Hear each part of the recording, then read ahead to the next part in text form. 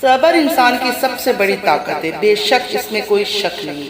جو لوگ صبر کر کے سب کچھ اللہ پر چھوڑ دیتے ہیں، وہ کہتے ہیں نا، موت، عزت، ذلت، رزق سب اللہ کے ہاتھوں میں ہے، کوئی کسی سے نہیں چھین سکتا۔ اور جو صبر کرتے ہیں ان کا بدلہ اللہ خود لیتا ہے۔ جو کسی کو بے وجہ اس دنیا میں ذلیل کرے گا وہ بھی ایک دن ذلیل ہوگا۔ میرا اللہ بہت بڑا ہے، اس لیے انسان کو ہمیشہ صبر کرنا چاہیے جب کوئی آپ کو تکلیف دے یا آپ کے ساتھ کوئی برا سلوک کرے۔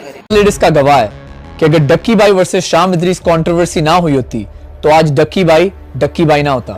لیکن اب آپ سوچ رہے ہوں گے why after 7 years میں نے اس وقت کیوں رپلائی نہیں دیا، کیونکہ اس وقت no matter what I said آپ لوگ اتنے برین واش ہو چکے تھے کہ شام ادریس آپ کو ایک بہت برا انسان لگتا تھا۔ لیکن in the last 7 years ڈکی کی اصلیت آپ سب کے سامنے خود بخود ہی آ گئی۔ I also let everything go کیونکہ میں سوچتا تھا ڈکی میچور ہو چکا ہے، جیسے ہی وہ بڑا یوٹیوبر بنا اس نے چھوٹے یوٹیوبرز کو انسان سمجھنا ہی۔ السلام علیکم رحمۃ اللہ وبرکاتہ، میں YouTube friends, welcome back to my channel. Hope کہ آپ لوگ بالکل ٹھیک ٹھاک ہے اور آپ سب کی دعا سے الحمدللہ میں بھی ٹھیک ہوں، اور اللہ پاک سے یہی دعا ہے کہ آپ لوگ ہمیشہ صحیح سلامت رہے، خوش رہے اپنے اپنے گھروں میں اپنے فیملی کے ساتھ۔ آمین ثم آمین۔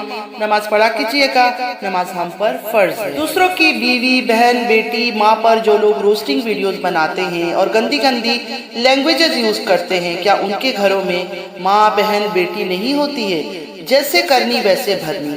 ویور سے ایک بات کہنا چاہتی ہوں، میں لوگوں کی ویڈیوز پر ریئیکشن دیتی ہوں، لیکن لاسٹ کچھ مہینوں سے میں نے ریئیکٹ کرنا ہی چھوڑ دیا ہے۔ کوشش کرتی ہوں کون کیا کر رہا ہے آپ لوگ کے ساتھ شیئر کروں، کبھی جب لگے گا کہ اس پر ریئیکشن دینا چاہیے دوں گی، لیکن ڈیلی بیسس پر صرف لوگوں کی برائی تلاش کرنا میرے بس کی بات نہیں۔ لیکن ایٹ ٹائمز کچھ باتیں، کچھ بلاگرز کی حرکتیں ایسے سامنے آ جاتی ہے کہ مجبوراً بولنا ہی پڑتا ہے، منہ کھولنا ہی پڑتا ہے۔ اور جہاں میرا دین کا، حجاب کا مذاق اڑایا جائے وہاں تو ایسے ریئیکشن چپ نہیں رہ سکتی ہے، آپ سب کو پتہ ہے۔ دوسروں کو تنقید کرنے والے آج اپنی بیوی کو میک اپ کرتے ہیں آن کیمرہ، کبھی بیوی ان کو میک اپ کرتی ہے، ان کی وائف بنا دوپٹے کی دنیا کے سامنے گھومتی ہے، ناچتی ہے، اس بات پر ان کو کوئی دقت نہیں ہے، نہ ہی ان کو شرمندگی محسوس ہوتی ہے۔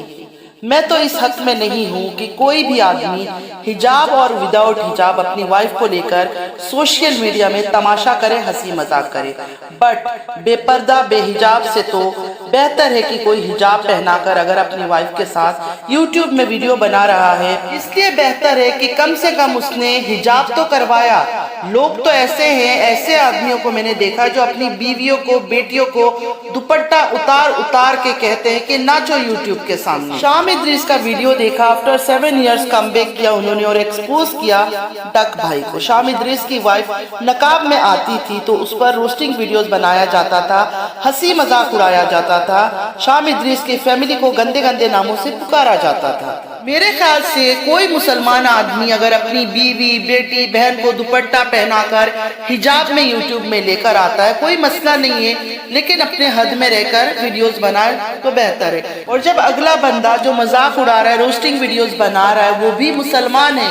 خیر، کہتے ہیں صبر کرنے والوں کے ساتھ اللہ تعالیٰ ہوتا ہے۔ مجھے ایک بات بتاؤ، ایک بندہ جو آپ کی برتھ کو ایک ایکسیڈنٹ بولے، آپ کی فیملی کے بارے میں بکواس کرے اور آپ کے بارے میں یہ بولے کہ آپ اور ایک حجابی لڑکی سہاگ رات کب مناؤ گے، تو آپ کیسے ریئیکٹ کرو گے؟ شام ادریس کا کہنا ہے، سوشل بلیڈ اس بات کا گواہ ہے، اگر شام ادریس اور ڈک بھائی کی کنٹروورسی نہ ہوئی ہوتی تو آج ڈک بھائی نہ ہوتا۔ شام ادریس کی اس بات سے کون کون ایگری کرتا ہے کمنٹ باکس میں ضرور بتائیے گا۔ شام ادریس کا کہنا ہے کہ اب آپ لوگ سوچ رہے ہوں گے وائی آفٹر 7 ایئرز میں نے اس وقت ریپلائی کیوں نہیں دیا۔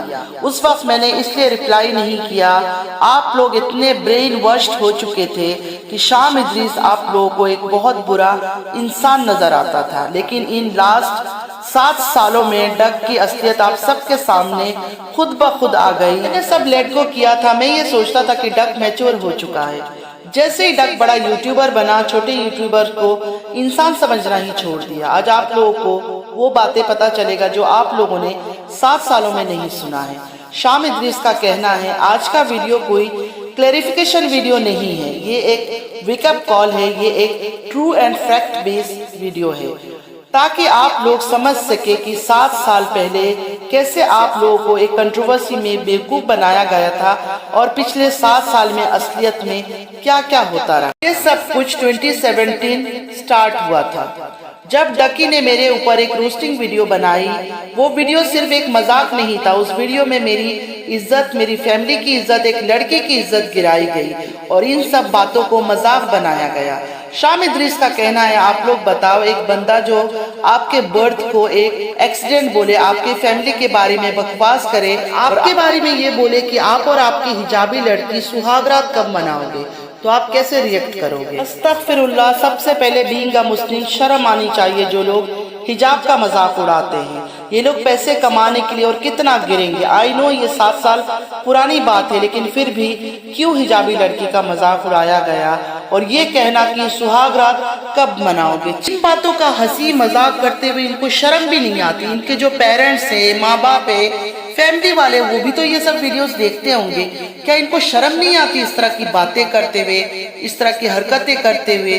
कोई इनको रोकता क्यों नहीं? इनके अपने जो घर वाले हैं, जो बड़े बूढ़े, वो इनको क्यों नहीं रोकते? शाम इदरीस को इस बात का भी दुख है अभी तक कि जो उनके दोस्त थे सब ने उनका साथ छोड़कर डक भाई का साथ दिया था। उस टाइम शाम इदरीस के साथ छोड़कर डक का साथ देने का एक ही वजह था कि उस टाइम डक भाई को व्यूज ज्यादा आ रहे थे इस कंट्रोवर्सी के बाद। हालांकि शामिर के साथ उनका पैचअप हो चुका था, लेकिन इंसान भूलता नहीं है दोस्तों की बेवफाई। शाम इदरीस का ये भी कहना है कि डक की गुंडागर्दी, लोगों को डराना धमकाना, पैसों का शो ऑफ करना, लोगों को यूज करके किडनैप करना, लोगों को उनके घरों से उठवा लेना, अब आप सब कुछ आप लोगों के सामने है। डक की सबसे बड़ी हिपोक्रेसी ये है कि मुझे फेक और क्रिंज कंटेंट क्रिएटर बोला और मेरा डेली ब्लॉगिंग का मजाक भी उड़ाया। शाम इदरीस का कहना है, आप लोग शायद अभी तक नहीं समझे, पाकिस्तान में उस वक्त सिर्फ डेली ब्लॉगर एक ही था और वो मैं था। डक ने मेरा पत्ता काटा और कुछ अरसे बाद खुद डेली ब्लॉगिंग स्टार्ट कर दिया। उसके बाद डक जो डेली ब्लॉगिंग में कंटेंट क्रिएट करता था वो सब तो आप लोग अच्छे तरीके से जानते हो। शाम इदरीस का कहना है कि अब तो आप लोगों को समझ आ गया होगा कि 7 साल पहले